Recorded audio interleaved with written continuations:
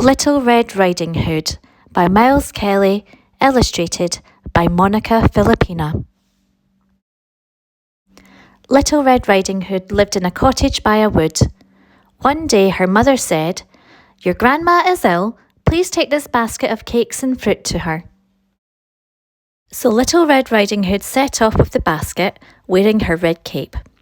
"Don't talk to strangers, especially not to wolves," her mother called. "Bye, Mum." Little Red Riding Hood walked through the wood. The trees were tall and made scary shadows.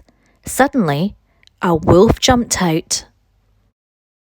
"Hello," growled the wolf. "Where are you going?" "I'm taking some cakes and fruit to my grandma," said Little Red Riding Hood. "What a sweet child you are," said the wolf. "Why not pick your grandma some flowers too?" With that, the big bad wolf ran off, leaving Little Red Riding Hood happily picking flowers. Little did she know the wolf had raced ahead to Grandma's house. When he arrived, the wolf knocked softly on the door. "Let me in, Grandma," he called. "I've brought you some cakes and fruit." "It's me, Grandma." But Grandma wasn't silly. "That's not Little Red Riding Hood's voice," she said. Quickly, she made her bed and hid in the wardrobe.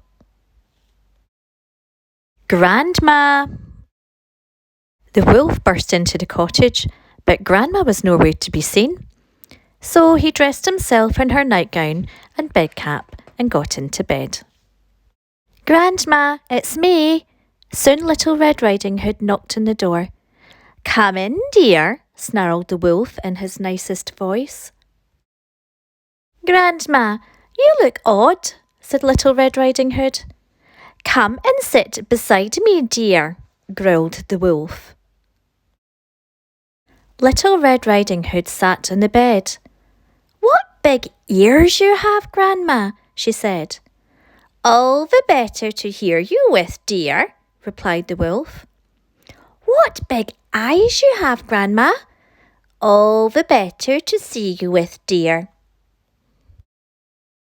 "And your teeth are just huge," exclaimed Little Red Riding Hood. "All the better to eat you with," said the wolf, and he pounced. Little Red Riding Hood screamed loudly and ran away. The wolf leapt after her, but suddenly there was a banging at the door. Bang, bang, bang! Little Red Riding Hood opened the door. There stood a woodcutter who had heard her screams. He raised his axe.